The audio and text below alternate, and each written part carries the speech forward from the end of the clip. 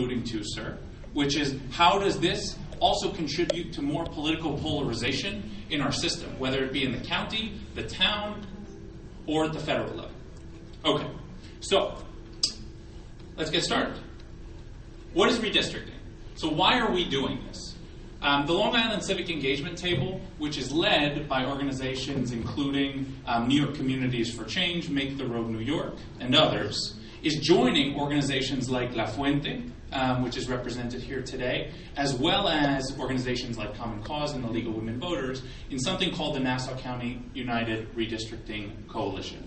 And the reason that we're doing that and forming this coalition is to make sure that there's a nonpartisan voice that's talking about this issue. Because we know that voting power matters for our communities, irrespective of what party you happen to be registered as a member of. Right?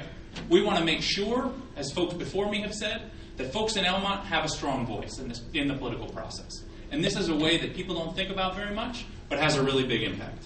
Okay, so what are the principles of fair redistricting? All right. First thing, one person, one vote.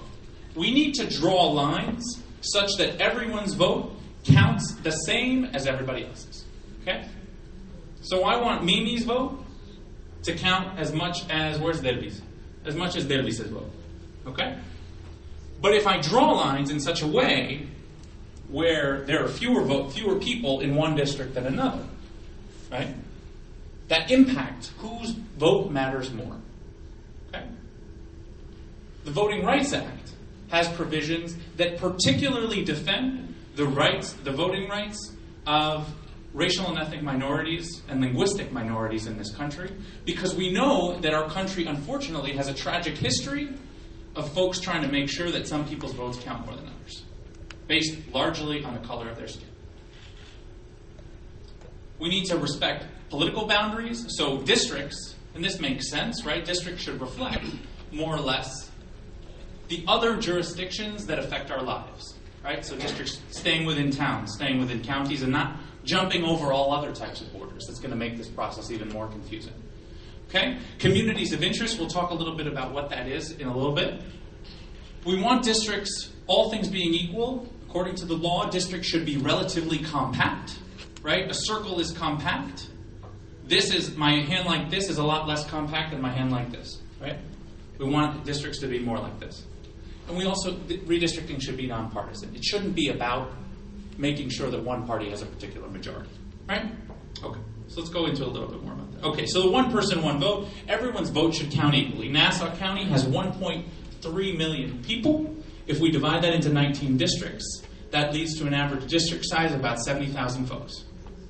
Now, according to the law, a district, when you draw up those 19 districts, none of those districts should be more than 5 or less than 5% different in population from that average of 70,000 voters. Okay? And that's so that everyone's vote counts more or less the same. So roughly each district should have between 67,000 and 74,000 people. And for folks who just got here in the back, there are seats up in front. Please feel free to come on up and join us.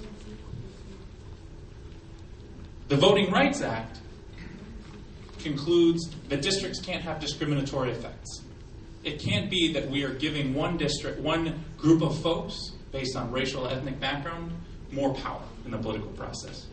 And it forbids anything about election practices that reduces the opportunity for members of a racial or language minority to participate in the election process and elect a representative of their choice. Okay?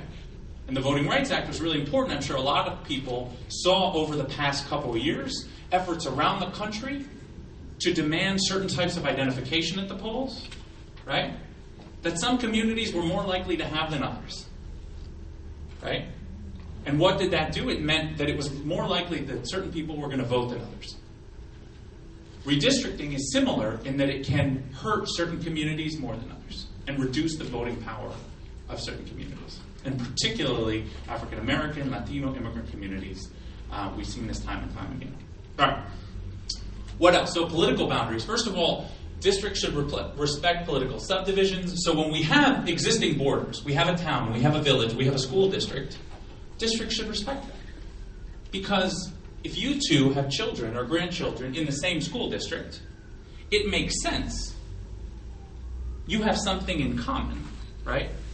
That you also will have in common when you're in. It just makes sense that a political district respect that commonality.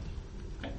And this last thing, which is communities of interest. So district lines should keep intact neighborhoods and communities that have established ties of common interest association, whether they're historical, racial, economic, ethnic, religious. So when we have things in common with others, we have the same types of jobs, right? We share the same type of religious institution, right? We have these things in common, and our political boundaries should also respect that.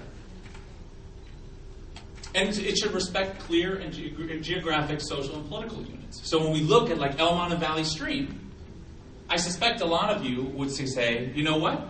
These are places that it makes sense. We have a lot of things in common, it makes sense to keep them together. Okay, and we'll go into more of the details of Nassau County. So, these are the principles again. I'm not going to go over them again, but these are important. This is how the process should be, to be fair and equitable. So, what I want to do now is actually pass over the mic to Lucia Gomez. Lucia is the executive director of La Fuente and the Long Island Civic Participation Project. And Lucia is going to tell you a little bit more